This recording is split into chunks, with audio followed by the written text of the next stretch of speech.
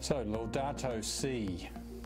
It's the name of an encyclical written by Pope Francis and gifted to the Church in June 2015, which was a significant time because it was about 6 months before the Paris Climate Change Conference, which of course is one of the more significant conferences in recent times, which sought to get political consensus around the world for this very, very serious problem, the climate change that is affecting our planet. The longer title is On Care for Our Common Home, an encyclical letter on ecology and climate.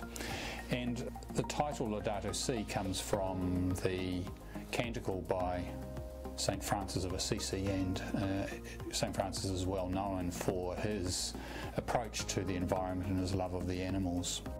From the opening paragraphs of the encyclical, Pope Francis lays out his vision.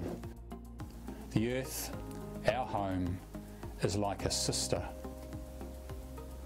But he says, the sister now cries out to us because of the harm we have inflicted on her by our irresponsible use and abuse of the goods with which God has endowed her. We have come to see ourselves as her lords and masters, entitled to plunder her at will. And so he talks about this in terms of a violence that is present in the hearts of humankind.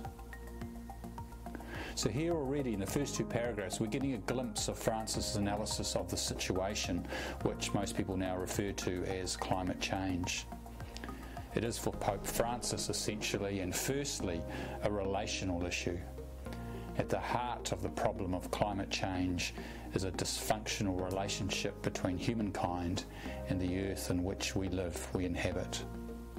So we may well measure that problem in terms of rising sea levels, in terms of rising temperatures, in terms of cyclones, in terms of other adverse events, in terms of losses of species, etc. But as correct as that is, in the first instance, Pope Francis is saying we need to take a good, long, hard look at ourselves, and in particular at the way in which we regard the earth and relate to it. The term he uses to describe this attitude, this distorted attitude, is a misguided anthropology, which is based above all in an exaggerated view of ourselves. So what Pope Francis is saying is that an attitude change is required above all. And he quotes John Paul II, who in his very first encyclical in 1979 called Redemptor Hominis wrote, "We human beings frequently seem to see no other meaning in our natural environment than what serves for immediate use and consumption."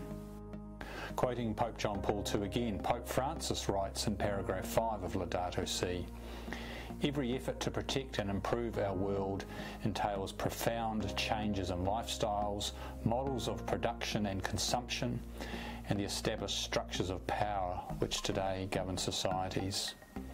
In other words, a robust response requires critical reflection on how we live and how we treat the world and other people.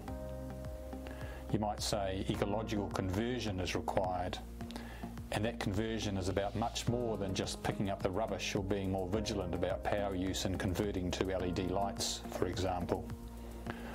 It's not that such things don't help, but if we are to truly care for our common home, then we must eliminate the structural causes of the dysfunctions of our world economy. That is to say, our failure to treat the earth, our home, like a sister. A failure which leads Pope Francis to lament that too many parts of the planet are beginning to look like an immense pile of filth. This requires an attitudinal conversion at all levels: personal, social, societal, and global. It also includes recognition of our spiritual nature. As Pope Benedict notes in paragraph 6, the misuse of creation begins when we no longer recognize any higher instance than ourselves, when we see nothing else but ourselves.